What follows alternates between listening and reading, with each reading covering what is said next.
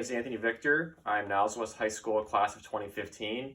After graduating from Niles West High School, I went on to go to Lake Forest College where I studied finance.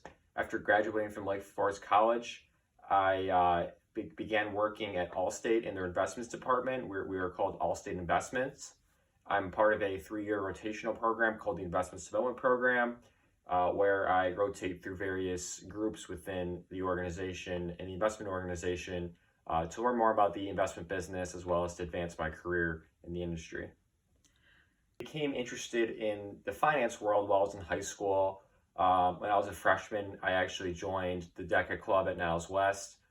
Became really interested in various parts of business, but became particularly interested and drawn to the finance world. I thought it resonated with my personality, with my career interests and whatnot. From there, as I was kind of deciding between colleges and career paths within college, I became interested in finance more so from initial coursework and things like that. And became really keen to the investment industry. I liked the idea of investing money to make more money. I thought it was exciting. On top of that, I thought it was a very interesting product and service to provide to a client. So from there, I began to pursue opportunities within the industry, ultimately landed internships, and after graduation, found myself at Allstate.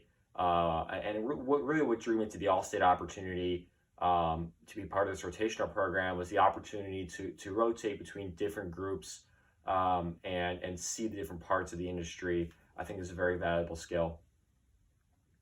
I think what skills I found helpful, I think if I could break it down into 2 kinds of skills, we call soft skills. I like to call them more qualitative skills. And some of that's more subjective, what a person thinks about you. Some of it is just natural. But overall, I think the most important skills are communication skills, being able to communicate what your intentions are and where maybe you don't understand things is a really crucial skill. I think a second qualitative skill that's really important is just having a good attitude and work ethic, even when in situations where you don't feel like you're perfectly fitting in earlier in your career or you don't feel as if you are in the right place. You might not think that at the moment, but in the long term, it's going to pay off. I'd say in terms of more technical skills or quantitative skills, if you will, I think Excel and PowerPoint are most important. In my current job, those have been areas where I've actually found most of my areas of improvement or weaknesses that I think I can continue to improve on. So I think the better and easier you can, and the better and faster you can get at that, the easier you're going to make your life. What I wish I knew in high school was just take more risks, take more chances. I think high school is 4 years of your life. It's a period in your life where it's very easy to kind of get siloed into your comfort zone. And I think the most valuable advice I ever got in college that I wish I would have gotten in high school, which really helped me find kind of a little bit of a more broader path, but also specific path, which is to get comfortable with being uncomfortable. And I think if you're able to understand what that really means, it can open up a lot of doors for you. And I think the best way to do that is to just take more chances. Whether it even be personally and socially take more chances, but also professionally. Nowadays, high schools, like this investing class that I just heard about Niles North, nowadays high schools are providing more opportunities earlier for students. And I think if students just continue to take advantage of that and really throw themselves out there, try something you'd think you never would like, I think you'd find a lot of value in that experience. That's a great question. So I think this is an opportunity to give you guys an idea of exactly what I do and maybe a little bit about Allstate Investments, and I'll relate it back to what I do within the organization and also give you a sense of how my actual workday has changed. So at Allstate Investments, we manage Allstate's $90 billion investment portfolio. Our assets or our dollars come from the premium money or the money that you and I would pay for our insurance or car insurance or home insurance. We take all those dollars and almost every cent of that gets given to us, the investment group, and we invest it for the purpose of making a return on the investment so that we can make Allstate more money.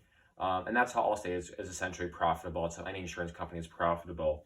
And the different kinds of investments that Allstate does can vary between publicly traded stocks and bonds, primarily bonds, which are basically the corporate debt of a company, anywhere to more alternative or private investments, which can include buying parts of private companies, lending to private companies, companies that aren't publicly traded, where you don't necessarily get that kind of what we call liquidity or ability to sell it if something goes wrong or if we don't like it anymore. So there's a little bit more risk involved. And so when I started at Allstate, my first rotation or first role, I was on the public side helping, I was on the credit research team where we researched and diligenced public companies and looked for opportunities to buy their debt in a publicly traded situation. And as you can imagine, being there during a global pandemic and global crisis, I got to see how the market shocked and how a big investment manager like Allstate really handled that situation. And as a junior person, as a person just out of college, it was a tremendous experience despite it being a really, really bad situation for many people, including Allstate. I mean, we definitely took a hit, but we were fortunate enough to stay focused and just to see that experience was unbelievable. At that time, simultaneously, I was also transitioned to working from home, where we weren't necessarily fully equipped. My group had not worked from home before, so we had to kind of go build the train as we ride it, if you will.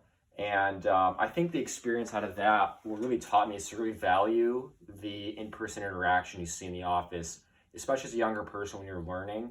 I think that having the conversations you overhear between an analyst and a trader, or in any scenario in any career path or industry, you really see how people interact, and you learn from that experience in itself, but you also pick up a lot of things.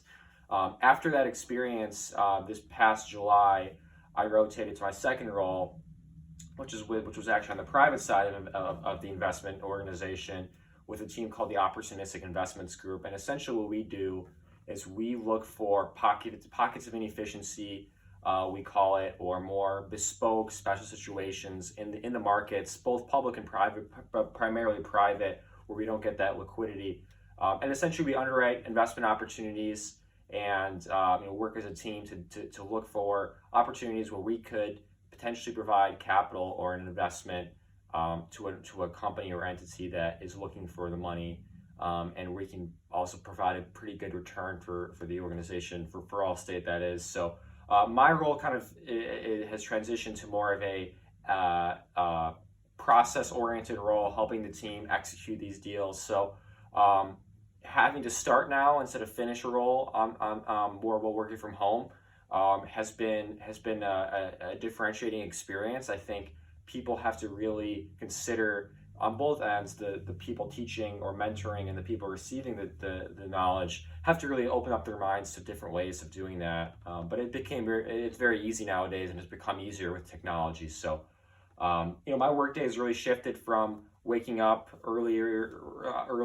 and getting on the train at 6:30 or 7 in the morning, sometimes earlier.